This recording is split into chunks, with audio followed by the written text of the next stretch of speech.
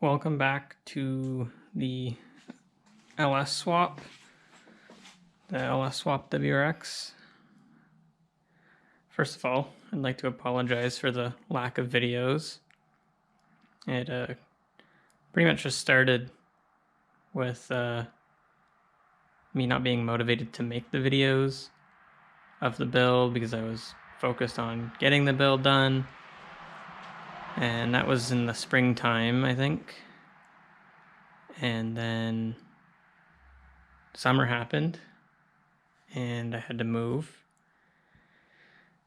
And I just didn't, I did work on it, not nearly as much as I could have, but I just wasn't motivated to film was the main thing. So a lot has happened since the last episode, but I'm kind of at a point where I feel like I kind of have to film this part because it was pretty much the biggest hurdle in all of this, and it's the oil pan.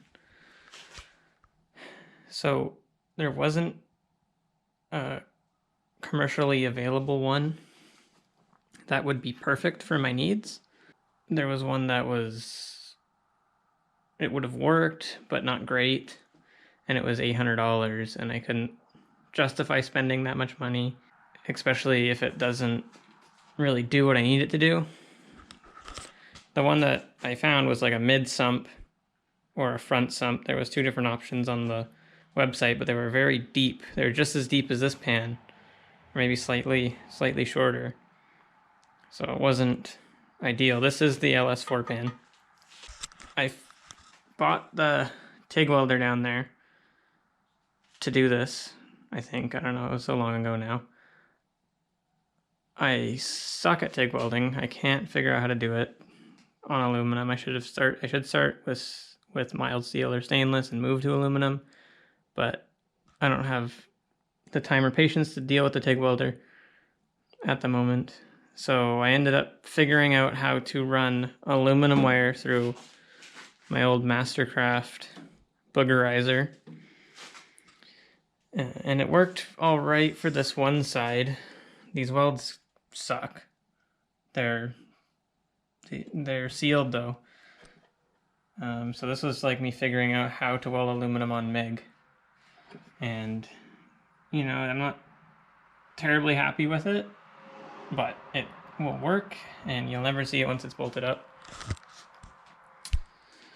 And then this side, I had a lot harder time with this side because this welder actually, I don't know what happened, but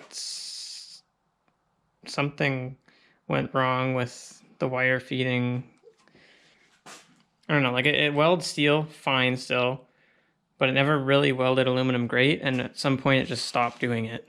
It just, every time I tried, it would never work, no matter what I tried.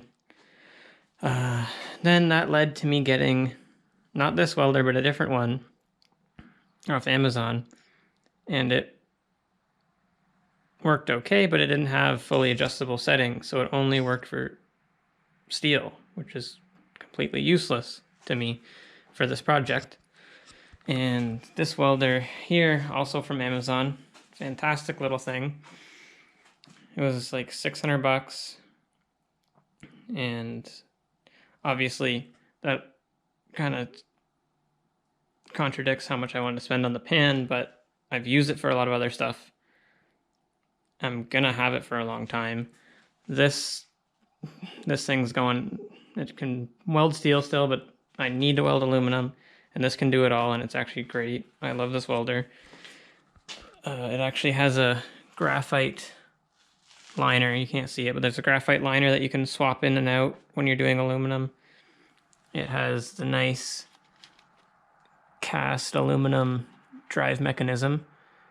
So there's little flex in there. All the other cheaper welders generally just have like a plastic one. Like that Mastercraft has a plastic one. This connector really takes a lot of strain off of the aluminum wire because feeding the aluminum wire out of a normal push MIG system is challenging, and it will often bind up if you don't have the hang of it, but I'm getting the hang of it. I'm really happy that I can reliably weld aluminum now. This welding this stuff, this material, this cast aluminum that's been submerged in oil its whole life, is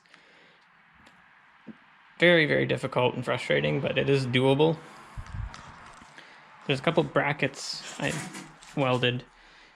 One down here, hard to tell, and this one here, like, they don't look great. I'm still getting the hang of it, but it's solid, and these, I'll get to these brackets later, but that's something else I did. This material being so difficult to weld, I had a very hard time getting fittings on here. Here's a one, this is like attempt 1 or 2, and it was on the side there. I couldn't ever get it to fully seal. This area is particularly bad for the oil impregnation because it's lived its whole life under pressurized oil. This area I could weld and it's sealed, and I filled it up with oil and left it, and it's fine, it doesn't leak. But these I could never get to work. So what I ended up doing is I took these 90-degree AN, they were like M10 or M20 something, I don't remember, to -10 AN at 90 degree. I cut off the other end of the fitting, drilled these out to accept them, and I took it somewhere to get tigged, and the guy was able to tig it really nice. I might have a photo of that to show you, but you can see it's beautiful. Like, I'm so happy with how that turned out there. And then these will give me my oil filter out, and it'll give me the clearance needed for the steering rack and all that crap, which is why I had to do this all in the first place. When I did all this welding, the pan did warp. I was able to unwarp it. I'll try and add a picture or something of the rig that I had to create to try and get the warp out of it, which did work. I got, I don't know, 2/3 of the warp out using my rig, and then I took it somewhere, and you can see I got it resurfaced, and it's perfectly flat. These are perfect. It holds oil, so I have very high hopes for this working. I was just in the middle of reinstalling the oil pump, the pickup tube with the new, here, let me get my flashlight. The pickup tube with the new O-ring and the support brace. And I've cleaned all the surfaces, ready for the new gaskets. So I'm gonna be putting the pan on. It's all clean, ready to go. And then I got the front and rear cover, new seals just put in. And I got the new gaskets there, so I'll set up the camera and I'll get doing this.